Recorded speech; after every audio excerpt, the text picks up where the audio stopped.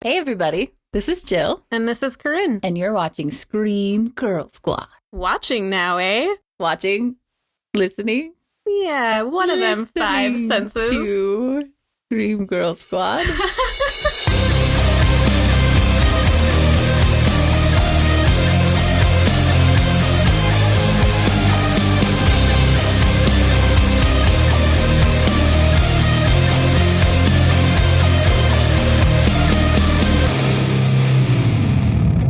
Hey everybody, thanks for watching us, listening. We do the watching. Tuning in. That could be either one. I would not do this if we were being watched. Like, the number one best thing about doing a podcast is that I don't look very good at all. Yeah. You look amazing. Whatever. I look like I just spent all day playing video games and I'm all like sweaty. You also look amazing. Oh, thank you. Just saying. I enjoy looking at you. Oh, yeah. We get to look at each other. Exactly. Yeah. So this works out very nicely. But none of the rest of you have to see what we see. So it's good. So, yeah. Anywho.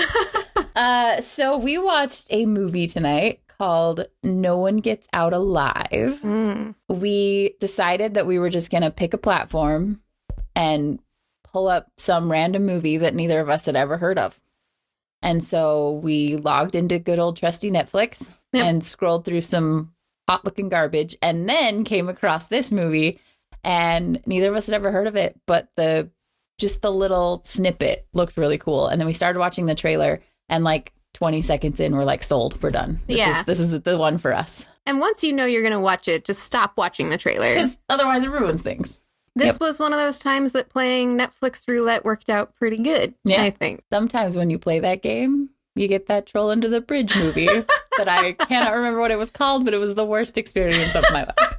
That's why you can't remember. Your brain's like, no, I am sponging out as much of this as I can. So, basic premise of No One Gets Out Alive, borrowed from IMDb. An immigrant in search of the American dream takes a room in a boarding house and finds herself in a nightmare she cannot escape. Dun, dun, dun. Yeah, it's paranormal horror. Young woman, alone, in a city that's strange to her, in a country that's not her own. People just know anybody. She's got no resources, and she's up against something genuinely terrifying. I already texted my roommate to leave the lights on. That's good. That's good practice. I do suspect this is going to be one of the kind that I feel okay now. Right. But when I'm laying alone in bed. When I have to turn off the lights and walk to bed. No. So, like Jill said, neither one of us had ever heard of it before, but it is a pretty recent film. It just barely came out this year in 2021.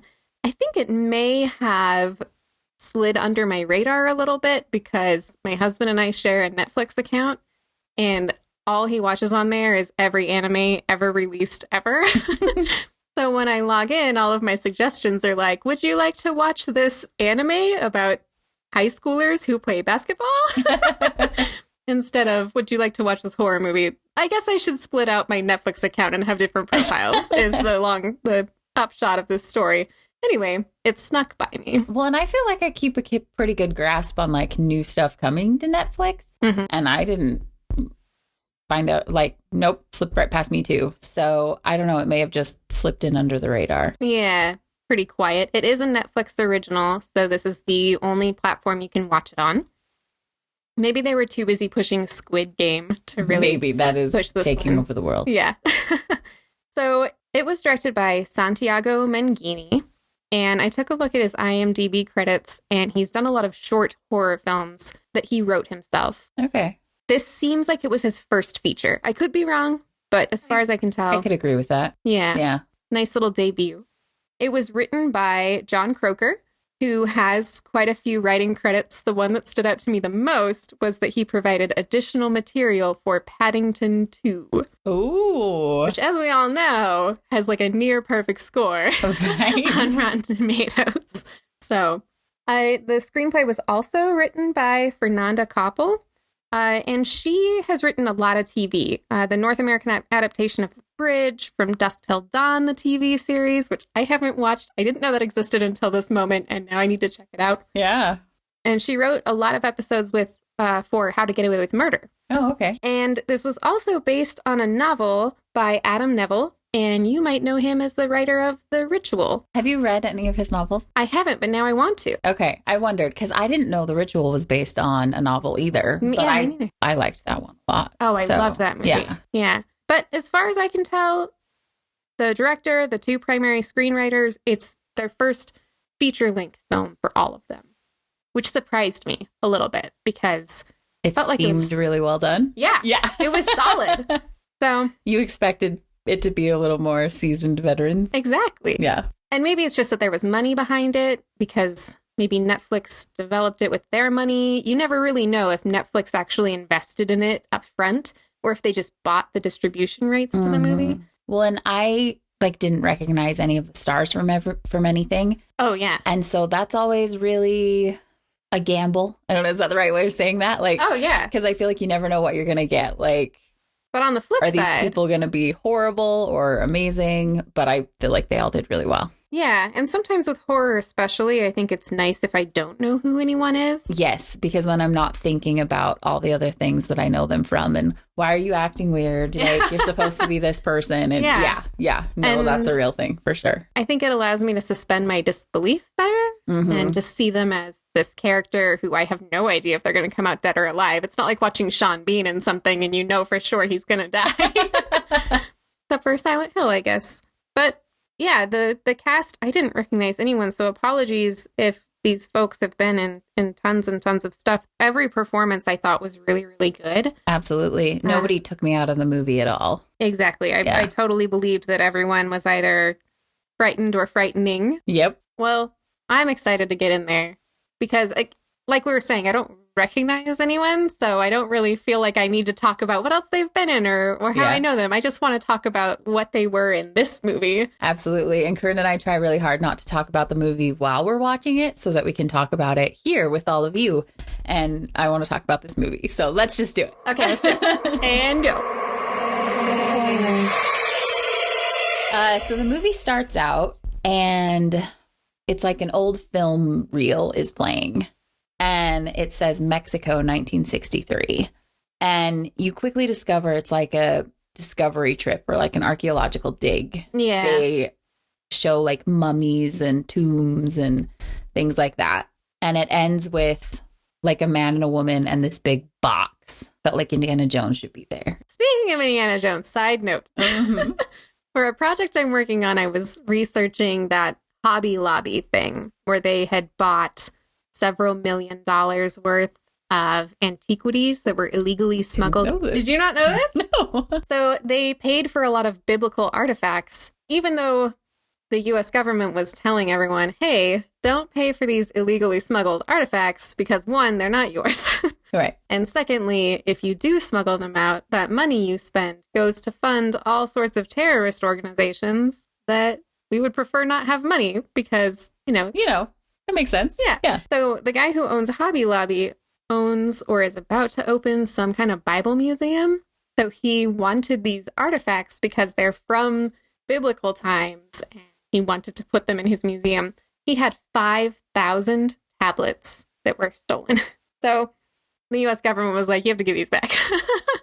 But one of the articles I was reading about it was talking about how really with 3D printing, do we need the original artifacts? Right. Like, couldn't you recreate anything? Yeah.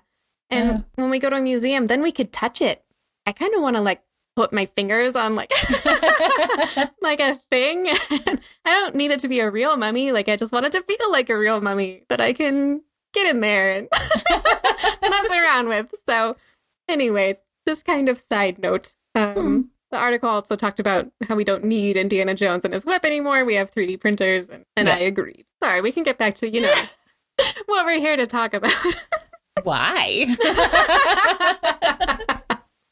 Sure, let's talk about this. So, anywho, they discover a box in Mexico in 1963. So then it cuts to a girl and she's on the phone and just talking to someone. She seems worried. Like she's definitely freaked out. And across the room from her, there's like curtains hanging all the way to the floor. And at the bottom of the curtains is like a set of wet footprints. Yeah. And then it kind of starts dripping on the footprints. From nowhere. And she's like, well, this isn't okay. And she like gets up and runs out. And then she's in the hall, still on the phone with her mom, and she hears something in front of her. So she kind of stops. And you see behind her, like it shows there's someone behind her with glowing eyes. Yeah, silhouette with glowing eyes. And it does the thing where like it cuts to her face, cuts away to the hall, cuts back to her face. The person's a little closer, cuts down the hall, cuts back to her face. The person's like right up behind her, cuts, and then comes back and she gets grabbed and dragged off. Yeah. I loved that so much. So much. Because it was such a perfect, like, grab you want to see this movie setup. Yeah. And when they first show the person behind her, it was far enough away and indistinct enough that it was kind of one of those Mike Flanagan Haunting of Hill House things where you're almost not sure it's there. You're like, is there a person? Yeah. It doesn't make a big deal about it. It's just casually terrifying. Well, and you like second guess yourself. Did I just... No. Yeah. Oh, no. There it is. Yes. Right then, I was very pleased with our choice. Yes. We were like, this is going to be great. Let's do this thing. So she gets dragged away, and then it cuts to a girl in the back of a truck. And I was unsure when this started whether it was like a human trafficking thing or smuggling people into the country. But the truck opens, everybody gets out and kind of goes on their way. So you're like, oh, okay, she wasn't like trafficked. She was just kind of... Yeah. It was her choice. It was her choice to be there. Yeah. But at first I was like, this is not the movie I thought we were going to watch. Yeah. And I was getting really uncomfortable. But because the truck was definitely not designed to hold people. Right. It had like 20 of them back there. And everybody looked nervous and upset. And I was just like, oh no. Yeah. I don't want a human trafficking. That may or may not be one of my greatest fears. Oh, so easy. Yeah. Not a fan of that. So cuts to her. She's getting a job. She's talking about needing an ID. She's staying at a motel, and the motel owner is like, hey, if you want to keep staying here, I need your ID. So she nopes out of there. So pretty quickly, she came into the country illegally. Yeah. She doesn't have papers. Yeah. She has a job, though, that pays everybody cash under the table. So at her work, she finds like an advertisement for a place to stay. Yeah, like a boarding house. Like a boarding house. It says women only, cheap rent. So she goes to the building. The guy shows her in. He tells her all the rules. There's all these rules, like only women are allowed to be here, no visitors after 9 p.m. And just a lot of things that I was like, this is a weird, sort of old-fashioned seeming boarding house rules. Totally. Like I don't know of any places like this currently operating in the world. I mean, I'm sure there are. Yeah. But it made me think of like there were boarding houses in like the 50s and 60s where women lived and men weren't allowed to come in anywhere but like the entryway to pick people up. And, it sort of struck me that way. But it was very run down, and the guy running it was a man. And so it just seemed weird. So from the get-go, you're like, something's weird about this whole situation. Yeah. And this guy is red. But at this point, it just struck me as the old-fashioned angle, especially here in the United States. Just like you said, 50s, 60s. Oh, you're a single professional woman. You better stay in this house where there's a house matron to look after your virtue. Well, and he's showing her around, and like her bed was broken, and he like had to prop this box under her bed to keep it level. And he's like, I'll fix that. Don't worry about it. Yeah. Everything in the room was very dated, very old furniture, decorations. The mirror looked like one of those mirrors that you look at it and your face is all distorted because it's so old. It's all cloudy at the edges. The exterior of the house was super cool. Way cool. Even the interior, like it could be a really cool house. It was just if it was run clean. Down. Yeah. Fixed up a bit. But the outside was like 5 stories tall and narrow. And they kept shooting it from this low angle that just made it look like a crooked old murder house. Yeah. Absolutely. Red tells her there's just one other girl living here right now. So it's just the two of you. Hope that's okay. He's like, people come and go. Nobody stays for long. It's just the nature of the place. Yeah. Later, she's walking. Amber is her name. I don't know that we learned that yet. But Amber is walking down the stairs and she runs into her neighbor and she's like, oh, hey, nice to meet you. So it's just the two of us, huh? She says, Red is full of shit. Yes. So immediately Amber's like, so it's not the two of us? Like, you could tell she was like, what does that mean? But the girl just goes in her room and shuts her door. Yeah. And you're like, real helpful. Thank you. Yeah. So then she's standing there and the coolest camera shot. So it pans up the building and it's one of those buildings where you go up the stairs. There's a like banister around each floor. So you can see like straight up the middle of the building. Everyone can lean over the banister and see all the way down. Mm-hmm. So it pans up the center of all the banisters and there's all these like glowing-eyed faces peering down at her. But she doesn't see it. So Amber goes to work and she has a friend who says she can try and help her get an ID. And she says, my ID needs to say Texas. And she's like, well, Texas is going to be $3,000. Are you sure you don't want to be from Ohio? Ohio is a lot cheaper. Mm-hmm. And she's like, no, it has to be Texas. Yeah. Amber doesn't explain why. Yeah, she doesn't explain. And the girl's just like, okay, whatever. And that's the end of that. So, you know, by now, for sure, 100% in the country illegally, she needs an ID. And she needs lots of money to get an ID. Lots of money to get an ID. $3,000 on an under the table job. It's going to take forever. Cuts to her having dinner in like a really nice house with a nice family. It takes a minute for them to explain why she's there. But they explain that the man is her mom's cousin. Mm-hmm. So they're second cousins. I don't think he's ever met her. He just knew her mom. Yeah, I think this is the first time they've ever actually laid eyes on each other. Yeah. But they're very nice. They offer her the wife's coat because they're like, winters here are harsh. Amber's like, I can buy myself a coat. And they're like, no, please take my coat. Yeah. I don't know if we've explained that they're in Cleveland, so it is very cold. Very cold. Yes. So the wife is like, hey, I've got extra coats. Like, I'm not using it. Please take my coat. And so I got the impression they understand she's destitute, but like the husband's trying to get her a job. But beyond that, they're not in a capacity to help her too much. Like, she's not living with them. Mm-hmm. She's not, they don't really know her very well. So, and they are not aware that she is here illegally. Right. He tells her, you can come to the job interview. Don't forget to bring your ID. They're really big on that. Yeah. And she's like, yeah, no problem.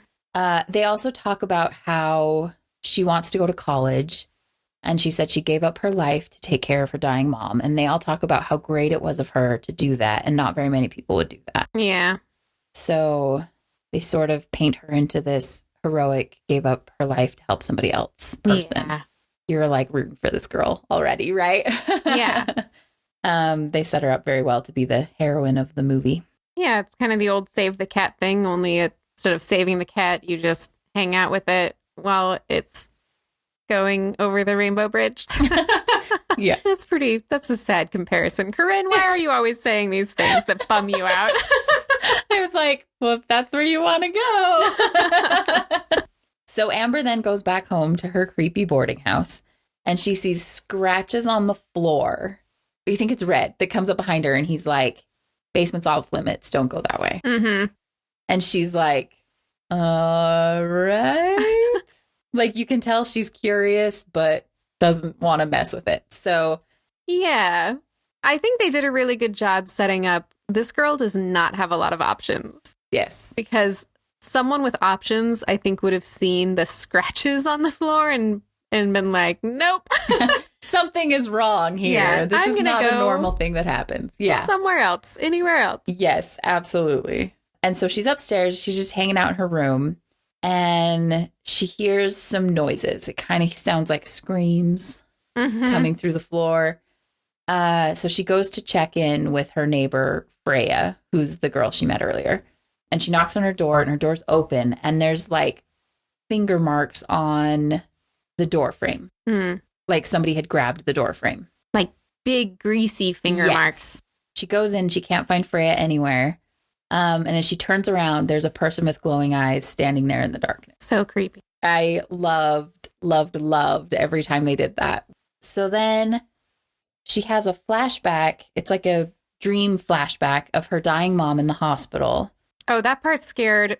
That it gave me so much dread because she's laying on her mom's lap, facing away from her mom, while her mom sweetly kind of brushes her hair back, you know. And when she sits up to face her mother looks over her shoulder, over Amber's shoulder, and asks, "What's that in the corner?" Yes. And neither you nor Amber can see it. And I had I was you're like, just sitting there, you're like, oh no, it's gonna be somebody with glowing eyes. What's going on? Yeah. But it was just a box. And then hands started coming out of the box, and you were like, nope, nope, nope, nope. Yeah. And so she woke up and you were like, okay, it ended. I really loved how they handled these moments with her mom, with her mom's memory. She keeps listening to a voicemail from her mom, the only remaining voicemail of her mom thanking her for coming to visit her in the hospital and asking her to come again. So she's clearly sort of taking refuge in these memories of her mother. So then she's at work and her boss is like, you suck, basically. He was real strict about it. Like, he's like, I don't need you. You need me. Yeah. Like, step it up, do better, or get out. And I think she asked him for money because she needed the $3,000 to get an ID. And he was like, no. No, you're terrible. Yeah. And he was like, you're not good at your job. And how's there any guarantee you're going to show up tomorrow? Right? Like, no, I'm not giving you money. So he's like, I'm going to put you on packing boxes today and see if you do that any better. So she's standing there packing boxes. It's very monotonous. There's like this moth butterfly thing flying around above her. And then this hand reaches up and grabs her. It's almost like the moth turns into a hand. Could be. That lands on her shoulder. Like the moth lands on her shoulder and turns into a hand. And moths have shown up a little bit before. After the first girl, the intro girl, bit it in the beginning, a moth came to life on like one of those boards where you pin a bunch of butterflies and stuff to. I'm sure there's a word for them. But one of these dead pinned moths came to life and started flying around. Yeah. So you already know like something's going on with the bugs, right? Like these moths, they kind of looked like big moths because I wasn't sure if it was a butterfly or a moth. I'll be honest. You could show me one and I wouldn't be able to tell you which one it was. Yeah. Well, and like, unless it's a bright, colorful butterfly, like, I don't know, it's something flying around, right? Yeah. So something's flying around. So like, I think that was the point for me where I was like, okay, something's up with butterflies or moths or something because they keep showing up when creepy things are happening. So then she goes to a bar with her friend from work that was helping her get an ID. They're just drinking and talking. And Amber explains that she's not a citizen, but lied and said she was so that she could get a real job. And that's why it has to say Texas. It has to say Texas because she told them she grew up in Texas. She was born in Texas. So if it doesn't say Texas, they're going to know she's a liar and that it's fake. Yep. So her friend's like, you know what? I will help you out. I will lend you the rest of the money. So Amber gives her everything she has. Her friend can spot her the rest and help her get an ID. And like the second it happens, Caryn and I were like, why did you give her all your money? And we just knew something bad was going to happen. Her friend was being kind of sketchy. When Amber goes to get her money, the friend's like, whoa, wait a minute. Are you sure? And she says it with this face that I felt like she almost had an inch of remorse. Like, I feel like the friend was thinking to herself, I'm going to give her this tiny out.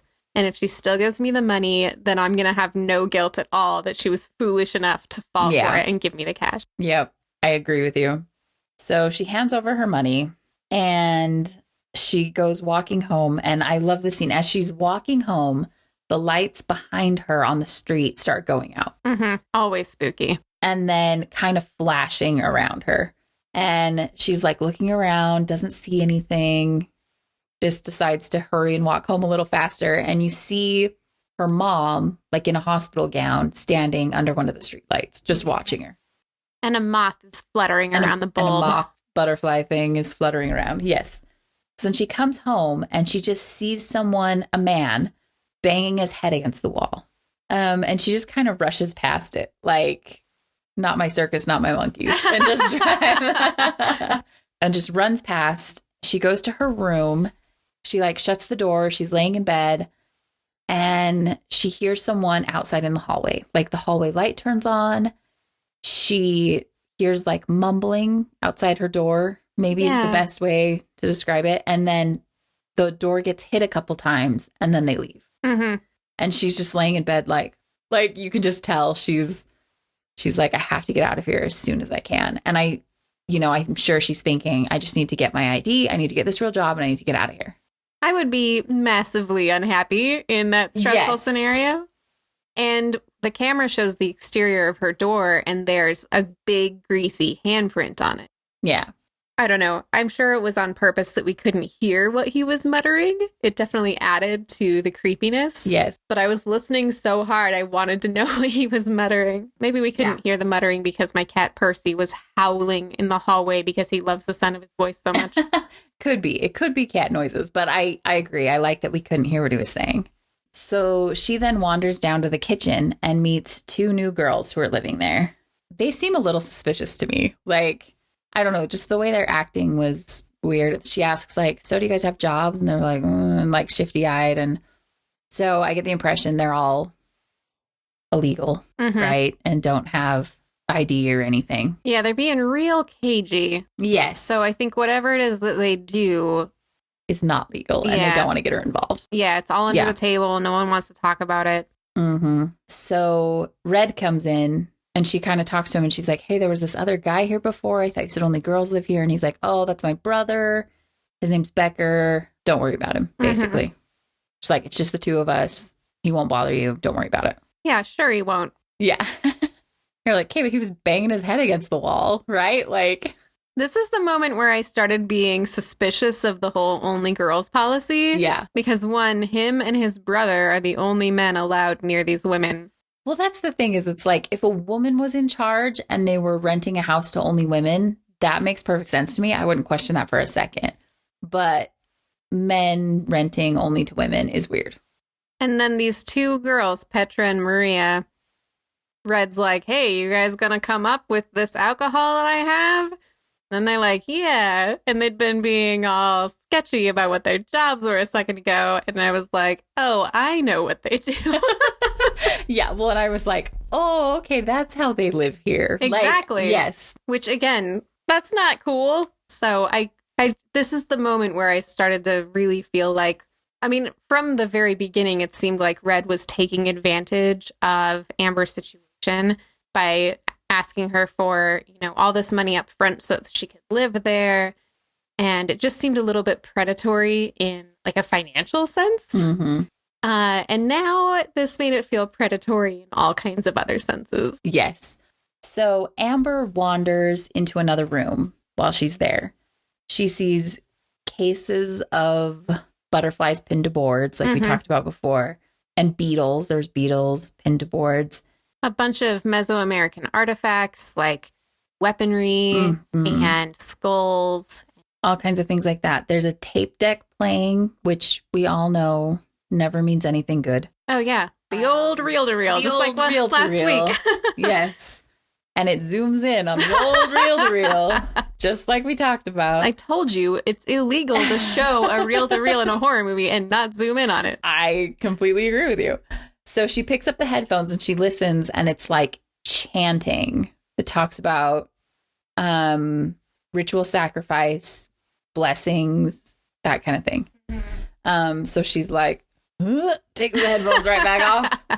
Clearly a little uncomfortable. Keeps looking around. She sees what I can only call killing tools up on the wall. It looks like a cricket bat that has a whole bunch of obsidian shards in it. Yeah. Yes.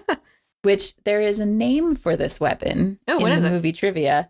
I don't know that I can say it. The weapon, I apologize in advance that I am going to pronounce this incorrectly, but it's called Makwa Hoodle. Makwa Hoodle. So anyway, it looks badass. Like I would use it to fight something if necessary. Like, yeah, it looked kind of fun to hit things with, not to kill people, but yeah, no, it looked kind of hefty. Like you might want to knock over a couple mailboxes with it or something. Yeah, there you go. She also sees a stack of books on rituals in America and things like that, and then sees a picture of a couple with a box that we saw at the beginning of the movie. She sees this framed picture. So you're like, here's the couple with the box. This is where this all ties in. And it was the same box from her hospital flashback. So she hears the reel-to-reel screech, drops the picture, it breaks. And as she's leaving, there's someone standing there with glowing eyes. Yeah. And you're just like, not again. More of these just casual ghosts just standing around. Yeah. So there's a bit of trivia about the things that she saw. So it says one of the images from the book is called a Borgia Codex. On the left, the drawing is that of the goddess. I want to say it's Peplotl. Yeah, it's Itzapalotl. So meaning obsidian butterfly. Ooh, more obsidian. Yeah. And butterflies. And butterfly. Ooh. It says she was the main deity for the Chichimecas, but the Borgia Codex explains that she was some kind of demon. The drawing shows the ash-like color of the goddess's hands. So, but yeah, we didn't read any of that because it's all in this codex, but basically they allude to there being something in the box. Yeah, for sure they established this box and butterflies/moths are creepy things. Yep. Bad things. Related to human sacrifice. All of these things go together. Yeah. Yes. So point being, nothing good comes from human sacrifice, and she nopes out of there. Yeah, I think that's a pretty solid universal takeaway. I mean, just saying, doesn't give anybody the warm fuzzies when you see books on human sacrifice in the place you're living. So Amber goes into work the next day. Her friend doesn't show up. She's waiting outside for her. She never shows. So as predicted, she took off with her money. And the boss is just like, she quit. She texted me, said she's not coming in anymore. And Amber's just like, what am I supposed to do? Like, she's freaking out. And so she's like, can you give me your address? And he's like, no, that's illegal. Like, everything else he's doing is not illegal. I don't. She calls him on that, too. Yeah. He's like, it's company policy. And she's like, you're the company. Yeah, it's just you. But he's like, nope, not doing it. He does not care for her pushy questions and fires her. Yes. And he's like, you ask too many questions. Get out. You're not good at your job anyway. I don't want to put up with you anymore. You're too much work. Get out. And she's like, well, crap. Now what am I going to do? Yeah, her situation just keeps getting worse. Yeah. So she goes home. She takes a shower.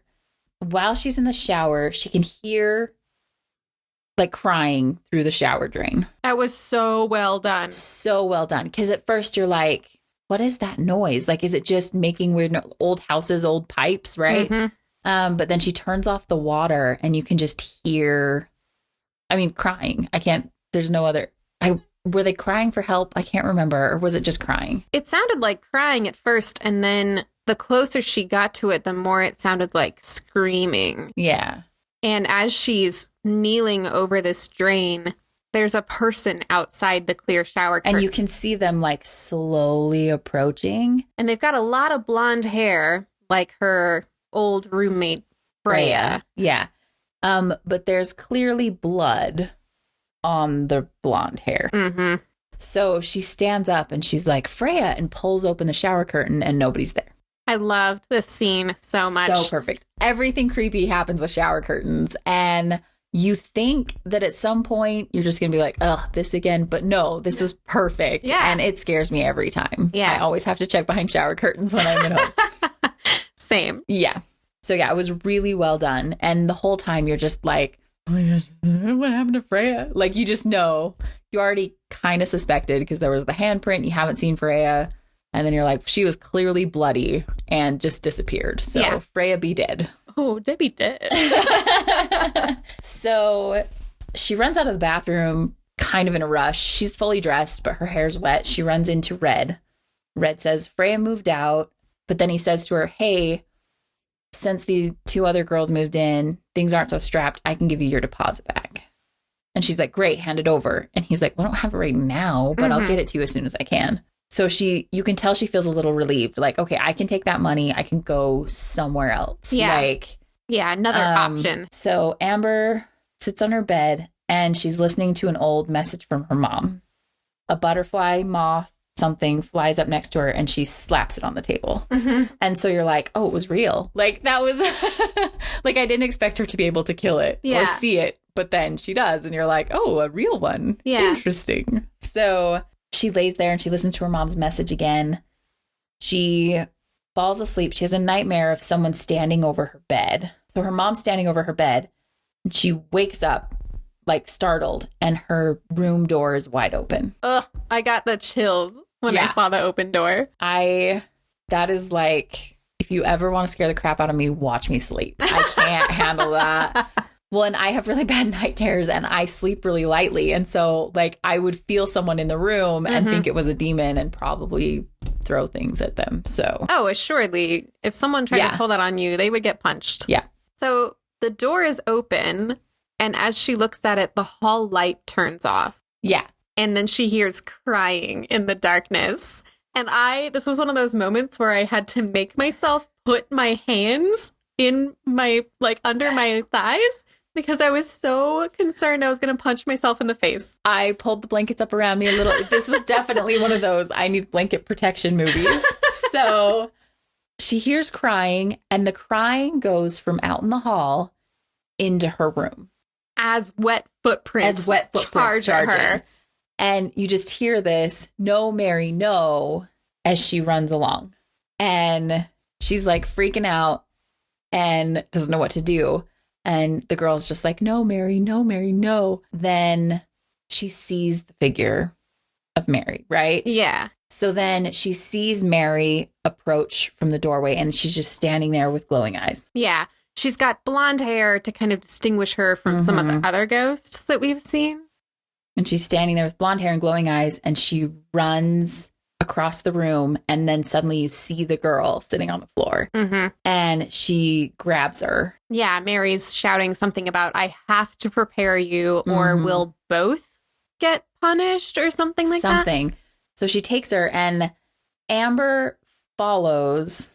Oh, I love this scene. This scene was so cool. So the lights flash as they run. So she goes out, and as I said before, everything, like, you can see down the middle and you can see down the stairs. So she watches, and as these ghosts go, the lights turn out as they go. Yeah. So you're watching these lights turn off down the hallway, down the stairs, down to the basement. Like, you're seeing the lights turn off the whole way. I loved that. It's like the ghosts are affecting the electricity. Yes. Yeah. It was so, so cool. So she follows them and sees the girl sitting there crying, and she's like, "Mary, Mary, please." And Amber's like, "Well, I'm out of here." Oh, yeah, because a hand comes out of the basement. Oh, yeah, grabs the girl. That's right, and pulls her in. So Amber's like, "Well, that's it."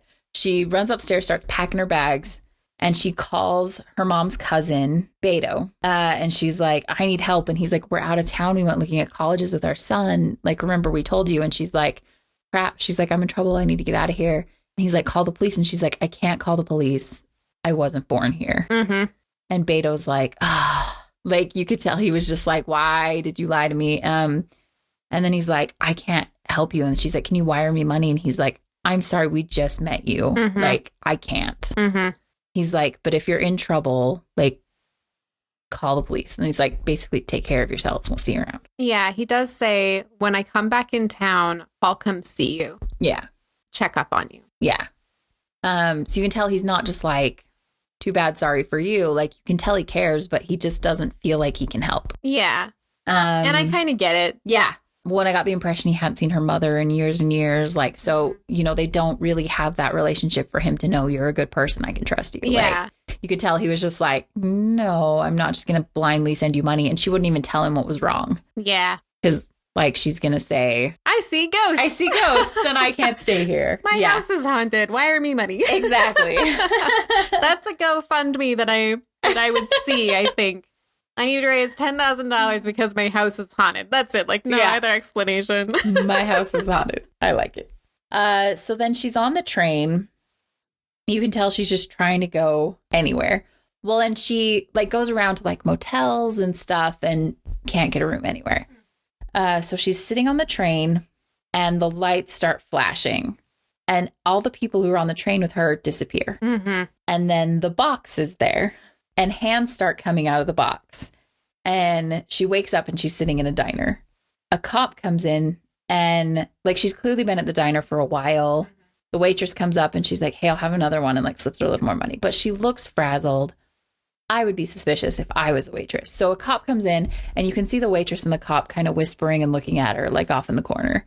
And so she's like, "Crap, I can't can't stay here. So she gets on the phone, she calls somebody, and she's like, hey, I need some help. The landlord, Red, shows up. Mm-hmm.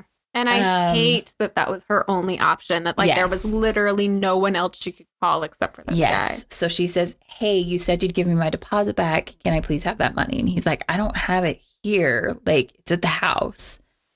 And she's like, I don't want to go back there. And he's like, I don't blame you. He's like, I just want you to know, like, Becker and I disagreed on whether or not to refund you the money. And you can see the evidence of that disagreement on his bloodied, bruised, split lip face. Like, he looks like he got the crap kicked out of him. He does. He's like, I really want to help you, but you'd have to come back with me. Mm-hmm. Red says, Becker's a little off. He has some things wrong with him, but he took care of me when I was little, so now I have to take care of him. Yeah. But he doesn't go into detail. He just says he's a little off. Something's wrong with him. Yeah. So they go back to the house. And the girls are there in the kitchen and they're like, hey, Red, we've got booze. Let's go drink, blah, blah, blah. And he's like, okay, I'll be right there in a minute. And so she goes up to her room. She's ransacking it. There's no money anywhere. Surprise, surprise. Surprise, surprise. So then Red shows up and he says, I was going to let you leave. That one line, I was like, now no. I can't. Yeah. And so he says, you know, my dad killed my mom. So Becker and I came back here and took over the house and we were going to fix it up. And Red hands her a bottle and he said, drink this. It'll be easier for you if you do. Mm-hmm. Then Becker comes in and he's like furious. He's so angry. He's violent. And he just grabs her and pours the drink down, like shoves the bottle in her mouth and pours the drink down her throat.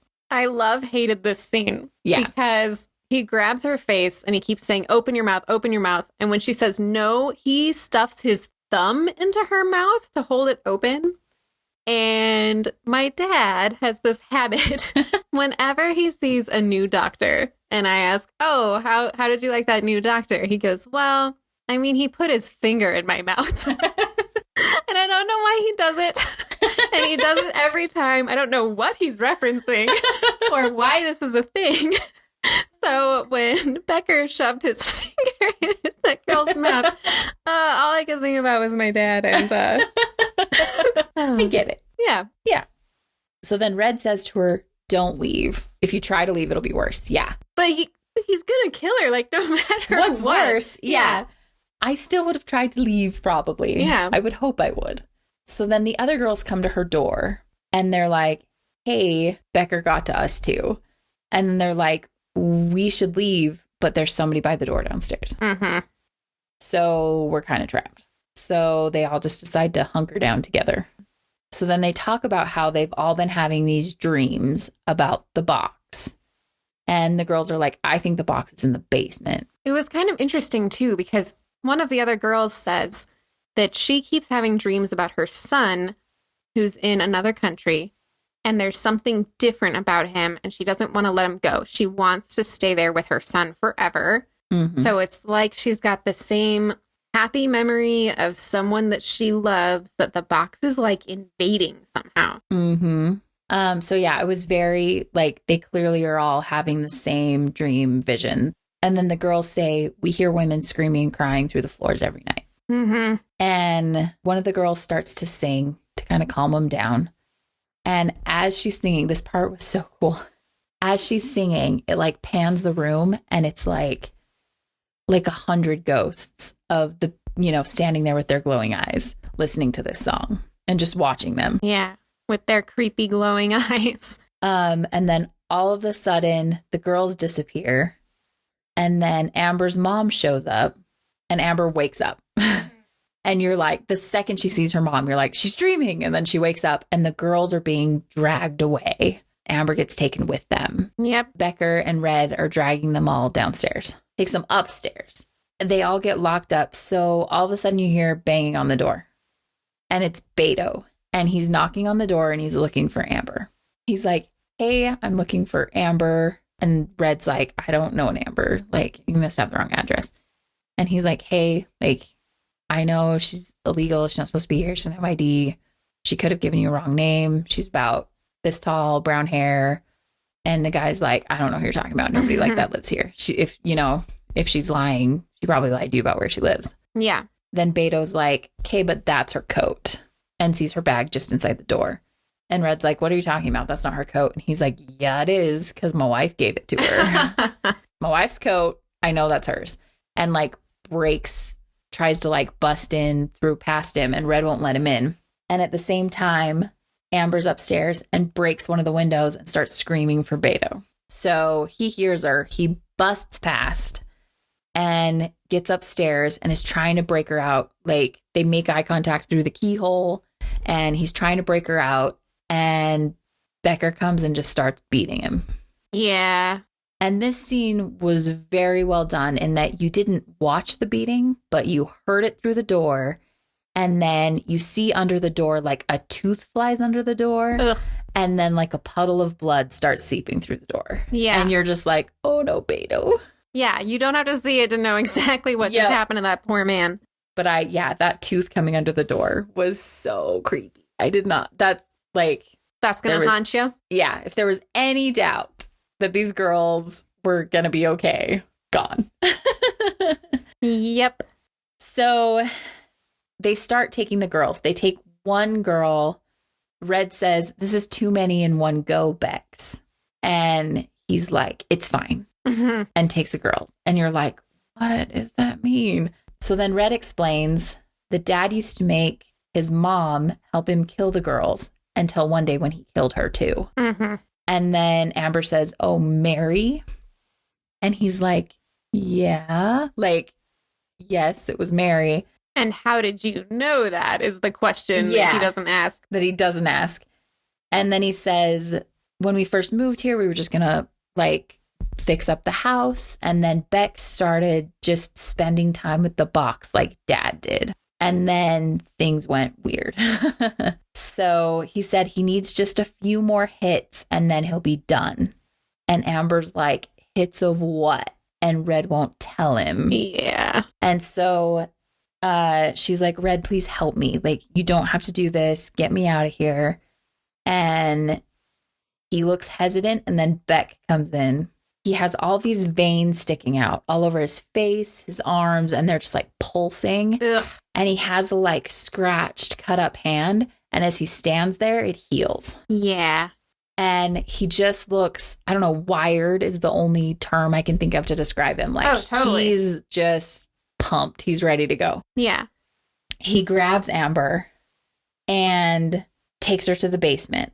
As he drags her past all the glowing-eyed ghosts as he goes to the basement. It sort of reminded me of like the hero walk in the hospital as you're walking and everybody's like lining the halls, you know? But they're all getting dragged down to the basement and these ghosts are just standing there watching her go. And it was just very creepy. Yeah. Like, they know what's going to happen to her, and they're completely helpless to do anything about it. All they can do is stand there and watch. Yep. So he takes her down into the basement. There's candles everywhere. He drops her next to the girl who had just went down there and starts dragging the girl away. She has no head. Totally. It's just like a bloody, gaping thing. Yeah. It's icky. Totally gross. So then he chains her to like an altar. Beck goes over to the box, opens it, says some sort of chant, leaves the end of the box open, and it opens to what looks like a tunnel space. Yeah, like it's kind of like the TARDIS. size of the box, but it just goes infinity forever. Back. Yeah, and Beck says that Amber should feel honored, and she's just like, "What?" And butterflies start coming out of the box. Yeah, and so you're like, "Oh no, here it comes!" So something is coming, like you can hear it crawling out of the box. Then all of a sudden, Beto shows up, unchains her, and they go running past hanging bodies, bust through a door, and then the doorway opens, and it's like a long square tunnel that leads to her mom's hospital room. Yeah. So the second that happens, you're like, oh, crap, this isn't real. Yeah, well, and when Beto showed up, I was like, I'm pretty sure he got his head you're feeling flattened. a little bit like, okay, but didn't Beto die? Did Beto not die? Yeah. Like, you had a little bit of hope for a second. Like, Yeah. oh my gosh, Beto didn't die. And then you're like, oh no, he's totes dead. Yeah, they ripped the rug out hard. There's no pretending he is still alive. So She goes into her mother's hospital room. I almost said hotel room. And she lays down on her mom's lap, just like she's done in all of her flashbacks. Her mom starts rubbing her hair and she's like, you have such beautiful hair. And she says kind of snotty to her mom, that's because you had to brush it 100 times before I could leave the house. Mm-hmm. And she's like, well, aren't you glad I did? Your hair's so beautiful. And she's like, you're being too nice. Well, it's a repeat of an earlier dream memory that she had, but the tone is so different. Yeah. Yeah. And she stands up. And while this is happening, it cuts to her and she's still chained to the altar. And the creature comes out of the box. And listen, how to describe this creature? So human hands, but the arms are like 10 feet long. Yeah. And she uses them like legs. Yeah. Human face. And then so it looks like arms with hands that pull her out of the box, but then they go down on the floor like feet. And then her body comes out and it has these little baby arms on it. Yep. And then like a tail, like it kind of looked like a grasshopper body. I think it was supposed to be kind of a caterpillar tail. Hard to say, but it was the weirdest looking creature. It was kind of cosmic looking in a way where your brain can't quite process what the heck's going on there. So she's like approaching the altar. The monster. I got a distinctly female energy from this creature, and I'll tell you why in a minute. We'll get there, but we had the same thought. So she comes out of the box, flashes back to Amber with her mom, and she's like, Mom, you're being too nice. And she starts smothering her mom with a pillow. Yeah. And I think it's because she's like, this isn't real. I need to get back to reality. Make this stop, right? And she's like, fight or flight mode. She's in fight mode. So she smothers her mom with her pillow. And while she's doing this, the creature is hovering over her. And what can only be described as teeth in her lady bits. Yeah, it's a mouth. It's a mouth with teeth and like a tongue and like coming out of her crotchal area. Yeah, it's a gaping maw. This is where we got, it's like a female teeth situation. And I like that you use the word hover because the stance that she has is exactly what you would do if you were trying to avoid sitting on a real nasty toilet seat. It was a very women know that stance well. You don't want to touch the gross thing with your sensitive areas. And that's what she was doing. Hovering over Amber's face. Yeah. So Amber smothers her mom in her dream. She kills her. She wakes up on the altar and the creature is crawling back in its hole. Yeah. So creature doesn't like it when people fight back. Yeah. Apparently. I feel like it's almost like either powered by the strength of these memories of their loved ones or at least reliant on them. Like she doesn't want to be fought against in real life. So she'd rather almost keep you asleep in this happy dream state. Yeah. I'll keep you here forever. And so what if you die? At least you die happy. Yeah. Like, I got the impression she was not down to fight a human. Mm-hmm. So once she was like, oh, I'm not going to win this. All right, see you later. And just slinks away. Yeah. And it wasn't like an angry slink away. It wasn't, she was just like, nope, too hard. And went away. Oh, totally. So Amber wakes up, unchains herself, goes upstairs, grabs the killing tool off the wall. Yeah. The, cricket bat full of crystal shards. And I expected her to kink her neck. She was ready to go. She had her fight face on, Shaun of the Dead style with the cricket bat. That's what I thought of. It cuts to Becker and he says, something's different this time. And he turns to Red and he's like, go check it out. And so Red opens the door and Amber hits him. Right in the face. Right in the face. And he just conks down to the floor. And I think she breaks his arm, too, right? Yeah, she, hits him in the face with the flat side of the bat. And then she jabs him in the arm or leg with, the spiky obsidian shard side. Yep. So she's doing a good job. She's doing it. She's clearly pissed. Yeah. So then Amber and Becker start fighting, and the other girl joins in. And Becker grabs her and just throws her over the balcony, and she falls down that middle bit all the way to the ground and just splats at the bottom. So awful. He does it so fast. Awful. So fast. And made it look easy. I wondered if it made him a little stronger because he just seemed so strong, but he's like a big guy anyway. Yeah. So fighting a young, sickly, poor girl who probably doesn't eat her vegetables, like, probably wouldn't be that hard. Yeah. Right? So it's hard to say which way it is. But I think it was just startling how quickly. Yes. It, like it was just a quick, like... It was no contest. No, yeah. She got no hits in. She ran at him. He threw over. Like, that was it. So Amber keeps fighting. She sticks her thumb in his mouth, which Caryn loved. I did. And then she slit his throat with a piece of the obsidian. Yes. And I then proceeds to bash his head in. Like with a bunch. The bat thing. Like, so much so that it shows him and, like, his skull is squashed. Like, you can just see his flat skull torn apart. And it was amazing. I feel like it was a pretty direct comeuppance because she put her finger in his mouth like he did to her. She smashed his head in like he did to Beto. Very, very true. And she won, which is just amazing. Goes to show women can be tough. And beat someone 3 times her size. Like, he was huge. He was a huge guy. Yeah, it goes to show, don't put us on altars and try to feed us to caterpillar moth ladies. Nothing good comes from human sacrifice. What did I say? So Red's alive, and Amber grabs him, and this is my favorite part, drags him downstairs and chains him to the altar. And then just leaves. And the creature comes out, does that squat over his head thing, and eats his face. Yeah. Like, rips it right off his body. Yeah. I wonder if that was her first taste of a man head. I wondered that too, because they before had just been killing women. And I wondered why that was. They never really explained why it had to be women. Yeah. So I wondered if, like, something would happen to the creature when she ate Red's head.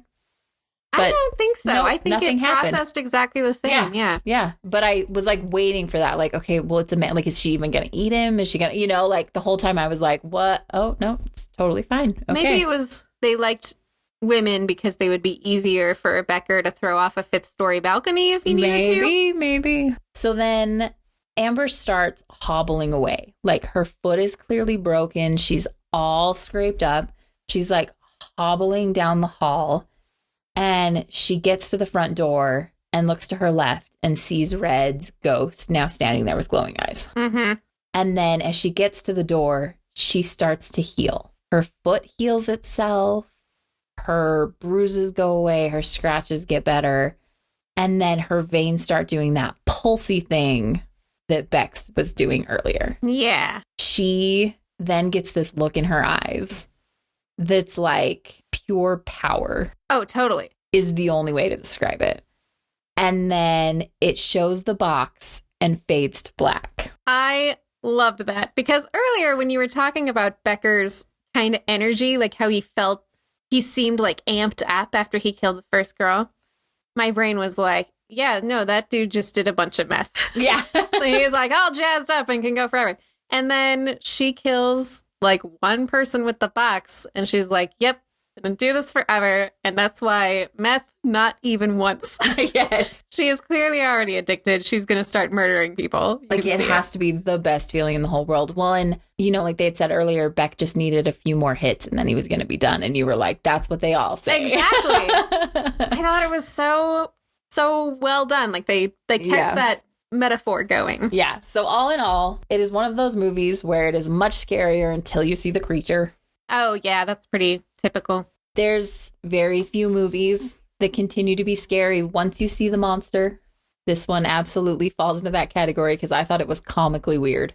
If none of you watch this movie, try to Google a picture of the creature because there's just no description that we could give you that would make you understand what we looked at. It's totally impossible to describe. It's like, have you read Annihilation by Jeff Vandermeer? Mm-mm. There's a creature in that book that is impossible to describe or conceive of. But somehow when he writes it, you're kind of able to picture it, even though you're like, no, this is like literally indescribable. Yeah. That's this creature. But in the book Annihilation, you can't picture it, so it's still scary. Yeah. But in this one, you're looking at it. Yeah. So totally agree. Yep. I would have been fine with seeing hands crawl out of the box and then nothing else. Yeah. I am trying to think if there's any movies where you don't see the creature, but I feel like I want one someday that you never see the creature, because every time there's some sort of movie where there's some unseen entity, the second you see it, it's not scary anymore. Mm-hmm. And I would love one where you just never do. I feel like it has, yeah. But I can't think of an example. I can't bring it to mind either. Yeah. Well, as always, we're going to be rating this film on 2 scales. One for how fun it was, using a treat that we enjoyed on a scale of 1 to 5, and a fright rating for how scary it was, using something frightening from the movie. So, Jill, on a scale of 1 to 5 cream cheese wontons, how much did you enjoy No One Gets Out Alive? 4? Yeah, I agree with that. I really, really enjoyed it, but it wasn't perfect. But I really, really enjoyed it. Oh, totally. This is one of those. So as Jill mentioned, we try not to talk to each other during the movie. But the more I enjoy something, the louder I talk about it. Like I cannot keep it to myself if I'm having a really good time. Yes. So as we're watching it, stuff would happen and I'd be yelling at the television like, oh no! So I definitely enjoyed it quite a bit. I'd give it a strong 4 as well. Yeah. I recommend it. I'm going to make Kelly watch it. I'll probably watch it again with him. Yeah. Yeah. So definitely highly recommended to everyone. I agree. Now, ordinarily when we do a fright rating, I use the antagonist, but once we saw the goddess, she was less scary.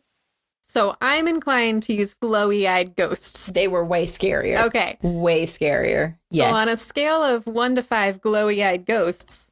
I'm torn because it's not staying with me at all.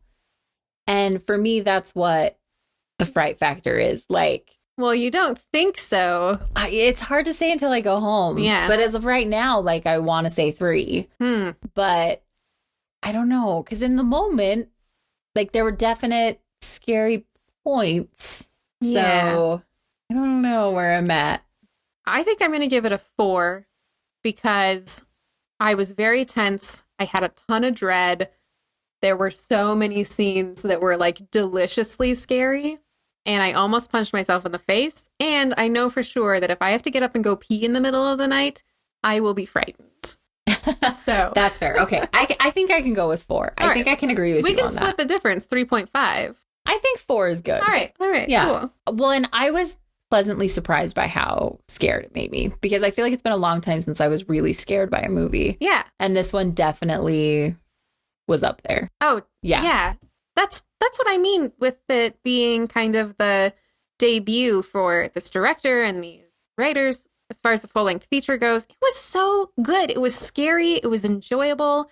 The cinematography was excellent. The pacing was really great. After watching When a Stranger Calls last week, and the pacing struggled a little bit, this one was perfect. Yeah, it didn't drag at all.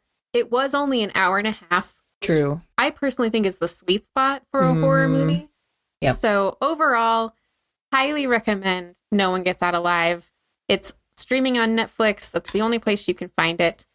Definitely check it out. Definitely check it out. Absolutely. I highly recommend it. Anybody I know who watches scary movies, I'm going to be like, watch this movie. And while you're checking things out, maybe check us out on social media at Scream Girl Squad. And don't forget to follow and review and all those other things that we're supposed to say at the end of podcasts. We want to hear from you. Not if you don't like us. Keep that to yourself. Yeah. But if you like us, tell us. Yes. We like that. We like that.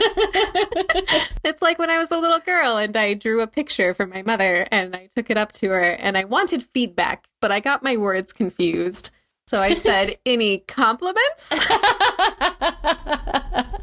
Which is just being honest. That's all you wanted. And that's all my mother would give me. So, yeah. Yeah. So treat us like any that. compliments? Pass them right along to us. Yeah. And put the rest of them in the garbage. Thanks as always for listening and have a great week. Bye.